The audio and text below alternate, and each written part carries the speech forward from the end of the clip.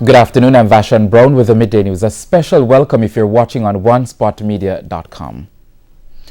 The Office of the Prime Minister has implemented COVID-19 measures following a suspected case of the virus. The announcement was made in a release this morning. Here's Shamila Pullen with that report.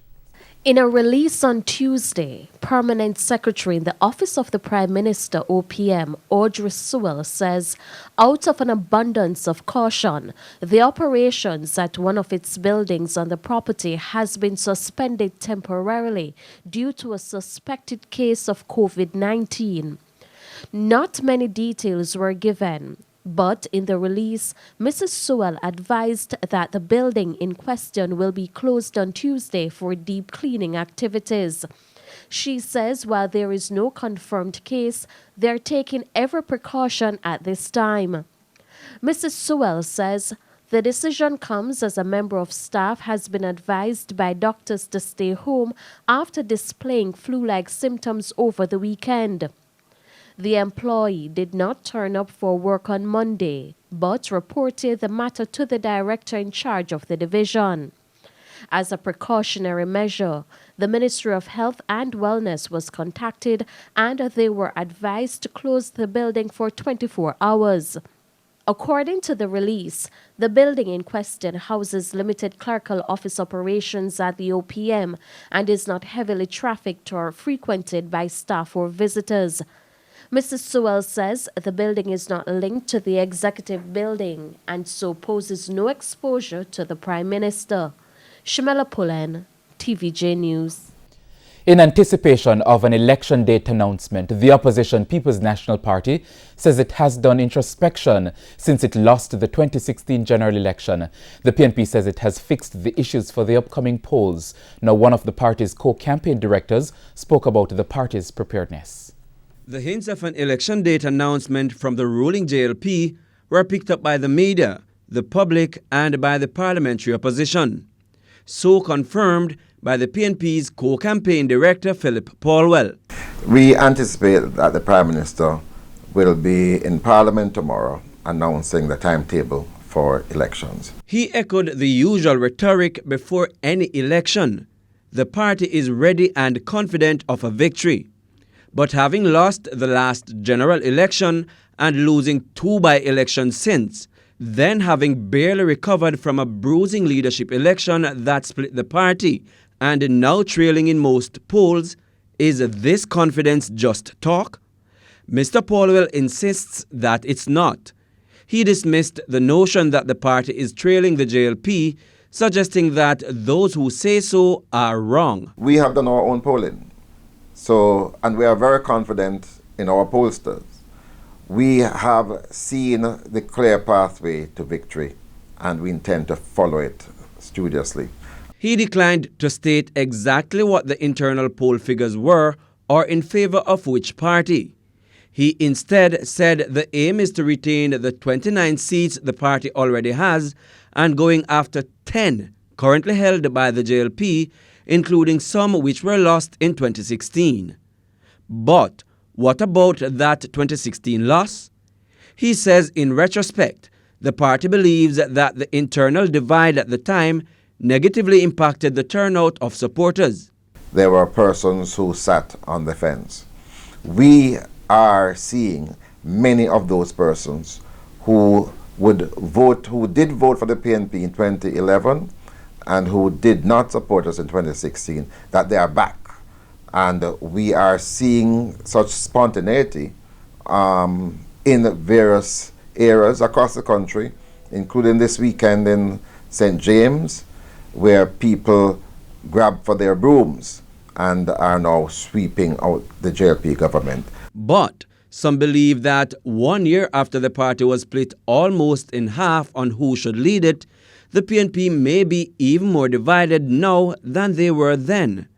Mr. Paulwell also sought to downplay that idea, insisting there is now unity. Comrade Bunting, myself, Lisa, Damian, all our other vice presidents, the chairman of our party, our general secretary, our party leader, we are all on the same page in terms of the effort to rid this country of this government and to put in place plans and programs that will enable us not to go back to where we were in 2016, which was quite an improvement from what we took over in 2011, but to advance the country in a fundamental way. He listed economic growth, jobs and education as some areas to see advancement, as well as an eradication of squatting. He says the campaigning approach amid COVID-19 is to use more technological platforms to reach and mobilize supporters. Prince Moore, TVJ News. Two members of the Andrew Holness-led administration are defending the performance of the government over the last year. Floyd Green and Matthew Samuda feel the JLP has delivered in areas such as infrastructure and the environment, as well as promised more gains if they secure victory at the next polls. More in this report from DWAYNE Anderson. Crime, corruption and the economy are just a few of the hot topics that are expected to dominate this election cycle. But Senator Matthew Samuda, who led the move to ban single-use plastics, scandal bags, feels the JLP administration must be given credit for their focus on climate change and other environmental issues. In passing those 14 forestry orders and protecting now the area that is finally protected, or rather being ground truthed in the cockpit country, Jamaica moved to having 30% of its landmass protected. Now, 30%, you may say, well, what does that mean? The UN's global target for protected area of land is 30%, is 15%. So what we've done in this term is double the international targets for protected area to make sure that we protect our water supply and protect our tree cover so that there's actually a Jamaica for our children to have after. The JLP administration decided against investments in a mega coal plant as well as a logistics hub development on the Good Islands. Senator Samuda explained that those decisions will be followed by other environmentally friendly policies if the JLP administration is given another term. We've already said and putting in place legislative requirements to go to a deposit refund scheme on plastic bottles, which is the next part. So you remember when you'd all be growing up and everybody would have had the glass bottle and nobody would throw away a glass bottle because it had a value? Same principle with plastic. That will come on board this year. Floyd Green, who also spoke at the community meeting in St. Elizabeth, also raved about the government's achievements, but admits there are areas for improvements. He explains that last year's report from the Auditor General into the Agricultural Roads Program is being used as a guide to improve future infrastructure projects. The Farm Road Project works backwards. So what it does, it identifies a road that needs to be done and it allocates a budget for the road without doing an estimate in relation to the road. So you might go and you say, you have 6 million to do on this road, and you want to go this distance. When you do that, you don't have the money for drain, and then they're trying to stretch the project so it doesn't last long. We looked at it, in fact, the Auditor General did an entire report about it, and we are changing our farm road program.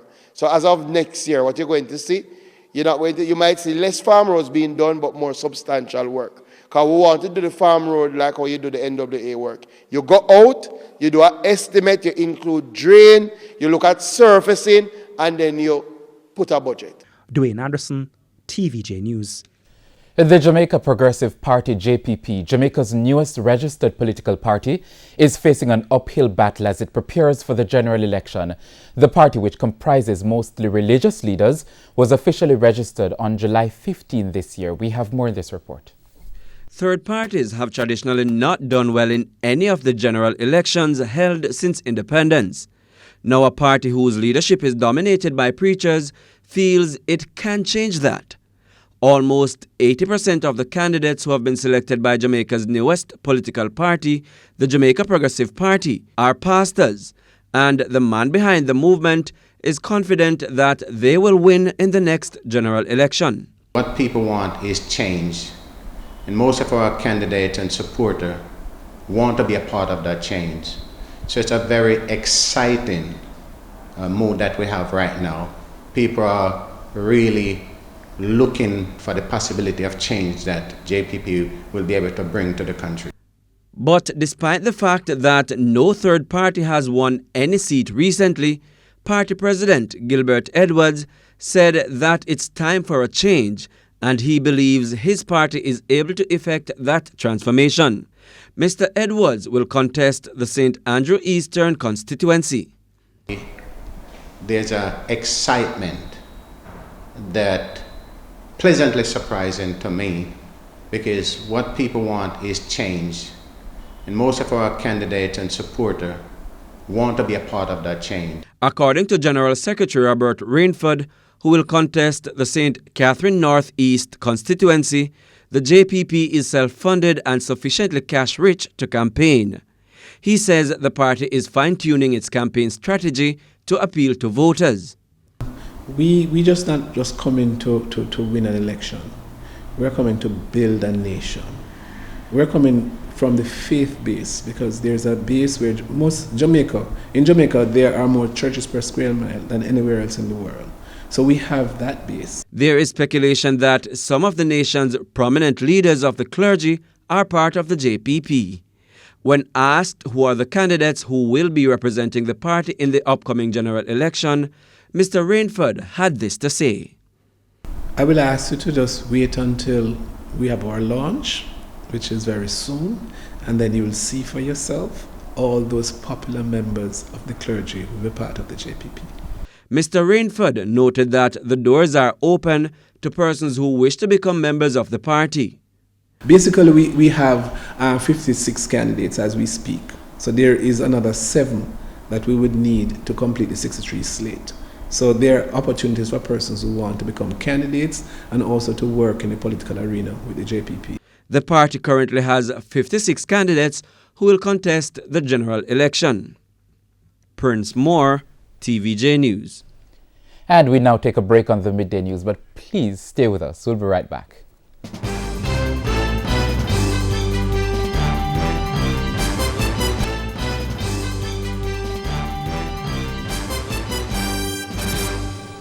Welcome back, continuing the news now.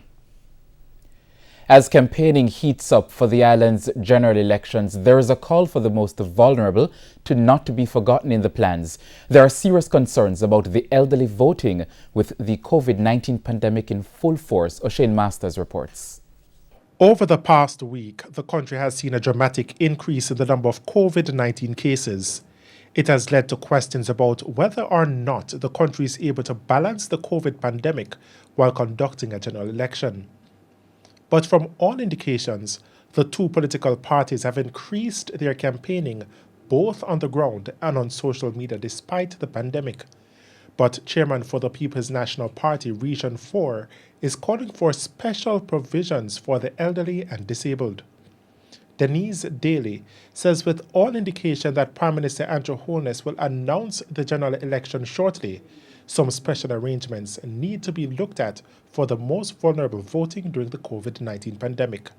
I believe, just like what we do with business places, especially the banks, that we allow the seniors to get the first preferences, those who are over 65 and those who are seniors and are very vulnerable, even if they are not at 65, they should be given special priorities. And for those who have to leave home and to be transported, I strongly believe that we should find a way to ensure that even if they can't get out of their vehicle and they want to exercise their rights, that there's some provision made that you can go to their vehicle and get them to vote for their choices. The U.S. Centers for Disease Control and Prevention, CDC, revealed that people in their 60s or 70s are at higher risk for severe illness. However, it noted that the greatest risk for severe illness from COVID-19 is among those aged 85 or older. Meanwhile, with 2 communities under quarantine and the government indicating there may be more, the question is whether those citizens will be allowed to vote. Ms. Daly provided this suggestion. If there's a man or a woman or there are persons in a quarantine area that is to vote in St. Anne, they should be able to get that vote done in the quarantine area, and it is given, sent back, just like what you do with the police votes, to the area in which they were enumerated. The general elections is constitutionally due in 2021. However, elections are widely expected this summer. OSHANE Masters, TVJ News. Fix the roads or we'll take action. That's the declaration from residents of Willowdene Estate in St. Catherine. They argue that the bad roads in their community have been aiding criminal elements. We have more in this report. Last year, January, residents of Willowdene Estate in St. Catherine pleaded for better roads in their community. But it seems their cries have fallen on deaf ears, as the residents say they are forced to renew their call. They complain that since last year, the condition of the roads has worsened and has resulted in criminals now plaguing the community. That erosion has gone to the cases where there are not even areas for us to walk in the road. We have to find alternative routes in the bushes. Now, those bushes have become targeted area for crimes. And as those bushes become targeted areas, more bush area become targeted areas. Now, just imagine you walking along the road, you can't see very far. There's just a lot of hazardous areas for you to be pounced upon by prey. They argue that the roads have been in a deplorable condition for many years, and administrations from both political parties have ignored their pleas. Acting President of the Willowdene Gardens Citizens Association, DWAYNE Ellis, says he has written to their Member of Parliament, Dr. Andrew Wheatley, but he is yet to receive a response. We have written to our MP, and he has not responded in any way, shape, or form. He was here in 2015. You understand? And I understand, I've never gotten to hear the clips on the radio. But he says that he has spoken to us, and we understand. The truth is, from 2015 he came here. From I become acting president, we have written to him. We have never gotten a response to say what is what. And the truth is, as I said, we have been neglected. For whatever reason there is, I cannot lay my hands on it. But we have been neglected by both parties. A policeman was killed, and it wasn't in Willowdene. It was in a community that was well organized and well supported by the politicians. And 3 policemen was killed there. It didn't happen in Willowdene. But those communities get support from them, and we don't. Now, this is our appeal, and this is our loudest cry to you all across this country, that we will ensure that you see us, you know us, you hear about us, and you're not going to avoid us, you're not going to ignore us. Because Willowdene is a very, very significant community in this constituency. Mr. Prime Minister, we are taking this opportunity to appeal to you. We have written to our MP, our representative. And the reason why I'm taking this opportunity, I have heard you on the radio, and you have prayed for your family, Mr. Prime Minister. And I'm just asking you, in the name of Jesus Christ of Nazareth, just to lend a helping hand, just to help us. We need your help. With election expected to be called soon, the residents say if the roads are not fixed, they will take action. We will protest. We will be actively making an appeal to these politicians in a serious way. And because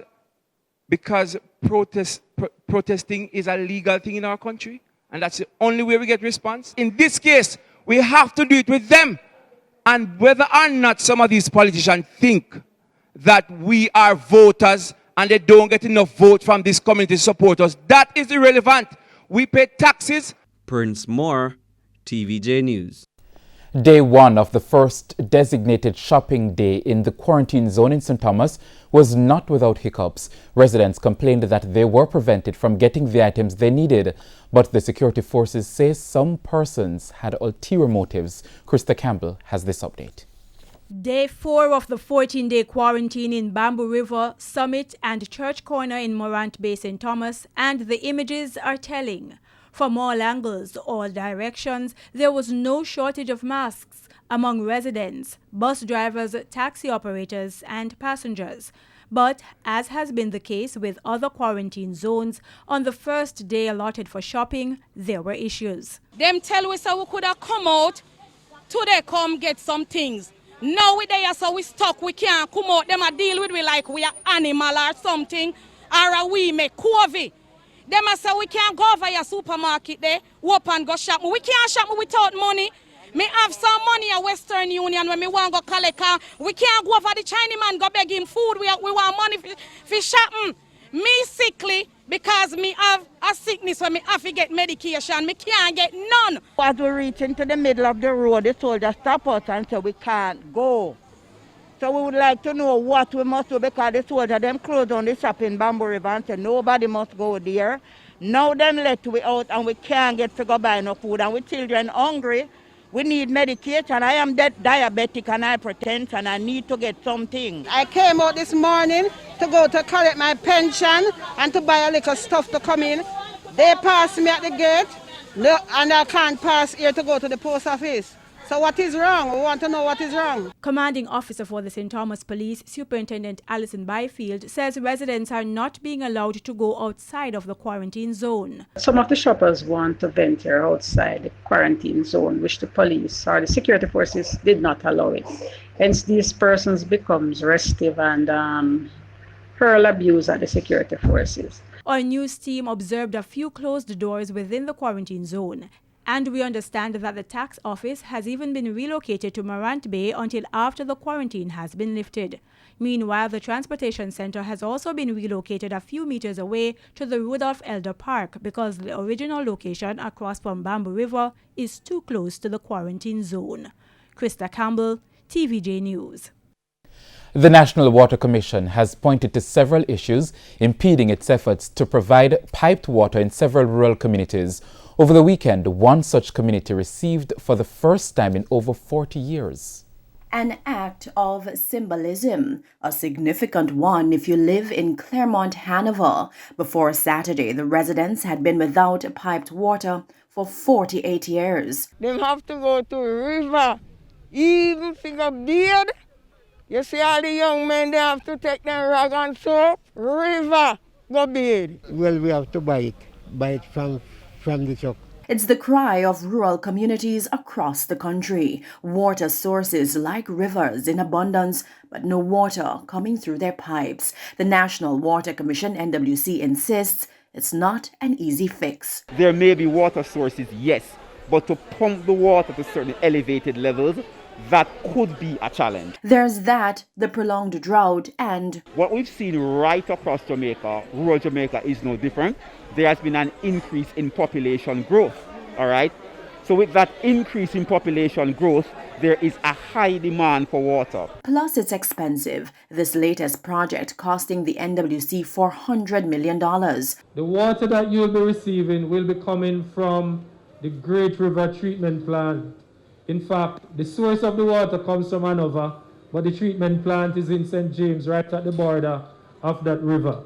And it is part of that overall system that saw us laying upwards of 22 kilometers of pipeline from Great River all the way to Lucy to improve water supply along the north coast. Other communities set to benefit include Jericho, Cascade, and Pondside. The NWC stressed that the water is not free and residents will be required to sign up for the service. But is this an election maneuver by the government? Before the water was commissioned, Prime Minister Andrew Holness toured the Hanover capital, Lucy. We couldn't help but notice JLP supporters in tow. It's unclear the purpose of the visit, as he didn't take questions from the press, but he addressed the issue of politicizing water distribution on the platform. There are communities in areas that support the government and areas that don't support the government that are in need of water. And we don't choose where we make our investment in water by how people vote. That must never be the case, and every single Jamaican can be assured that the government is making the investment in water according to strategic priorities. And that's the Midday News. I'm Vashon Brown. Join us at 7 for Primetime News Package. On behalf of the news, sports and production teams, have a good afternoon.